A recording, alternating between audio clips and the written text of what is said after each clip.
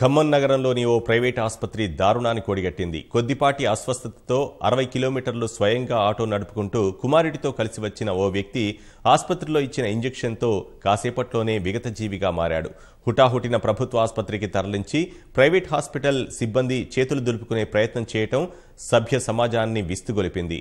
ఎప్పట్లాగే తండ్రితో ఆసుపత్రికి కలిసి వచ్చిన ఆ బాలుడు విగతజీవిగా మారిన తండ్రిని చూసి కన్నీరు మున్నీరయ్యాడు. మహబూబాబాద్ జిల్లా గుండ్రాతి మడుగుకు చెందిన కృష్ణ ఆటో డ్రైవర్. కొంతకాలంగా నడుం నొప్పితో బాధపడుతూ ఖమ్మంలోని పాటిబండ సుదర్శనరావు ఆసుపత్రిలో వైద్యం చేయించుకుంటున్నాడు. నడుం నొప్పికి తోడు కాస్త జ్వరం రావటంతో ఎప్పటిలాగే కుమారుడితో కలిసి గుండ్రాతి మడుగు నుంచి దాదాపు 60 కిలోమీటర్లు ఆటో నడుపుకుంటూ ఆసుపత్రికొచ్చాడు. ఆసుపత్రి సిబ్బంది వైద్యం ప్రారంభించి యాంటీబయాటిక్ ఇంజెక్షన్ చేశారు. కాసేపటికే కృష్ణ నోట్లో నుంచి నురగలు కక్కుతూ తీవ్ర అస్వస్థకు గురయ్యాడు. అది గమనించిన ఆసుపత్రి సిబ్బంది ఎలాంటి చికిత్స చేయకుండానే అక్కడి నుంచి తరలించేందుకు హుటాహుటిన ప్రైవేట్ ఆటో తెప్పించారు. 2 సిబ్బందినిచ్చి ప్రభుత్వ ఆసుపత్రికి తీసుకెళ్లారు. అయితే అప్పటి వరకు తనతో మాట్లాడిన తండ్రి ఆసుపత్రి సిబ్బంది ఇంజెక్షన్ ఇచ్చిన తర్వాత నుంచి మాట్లాడలేదని, ఆటోలో తీసుకొచ్చినప్పుడు కూడా మాట్లాడలేదని, అంతలోనే ఏమైందని విగతజీవిగా ఉన్న తండ్రిని చూసి ఆ బాలుడు కన్నీరు మున్నీరయ్యాడు. మా నాన్న ఆటో దోలుకుంటూ వచ్చిండు, మంచిగా వచ్చిండు. హాస్పిటల్లో పోతే జ్వరం పెట్టి చూస్తే లైట్ జ్వరం ఉంది. ఇంకా డాక్టర్ దగ్గర పోయి తీసుకుపోతే డాక్టర్ సెట్ చేసి 3 రోజులకు సూదులు రాసిండు. అది ఒకటి అయితే ఇక కక్కొత్తానని కక్కి అది నుడిది వచ్చిందట.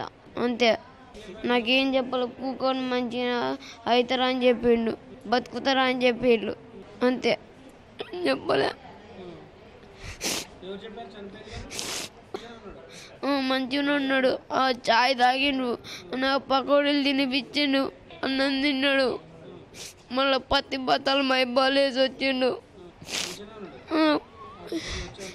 అందరినీ ఎక్కించుకున్నాడు, జనాలు ఎక్కించుకొని వచ్చిండు. కిరాయి వేయిండు, వచ్చిండు హాస్పిటల్కి. అంతే, సూదేనట్టు అయిండు. అంతే, ఇక్కడ డాక్టర్ ఇక్కడ పంపి అని చెప్పిండు, పంపించిండు.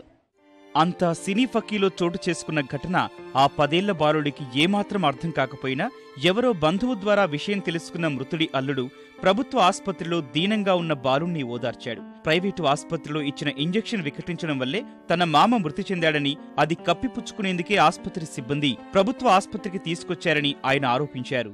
యాంటీబయాటిక్ ఏదో వేసిలని వీళ్ళు అంటున్నారు. యాంటీబయాటిక్ అనేది ప్రజెంట్ ఏం చేయాలి, అతనికి పడదా అని చెప్పేసి చర్మం మీద ఫస్ట్ చూసిన తర్వాతకి ఇంజక్షన్ వేయాలి. వాళ్ళు డైరెక్ట్ ఇంజక్షన్ వేసేసిల్లట. ఇంజక్షన్ వేసిన తర్వాత మరి వామిటింగ్స్ అవుతానే అన్నప్పుడైనా మరి కొంచెం కేర్ తీసుకొని దానికి ఏదో ఒకటి డోస్ వేయాలి కదా. అంటే ఆడనే చనిపోయినాలే.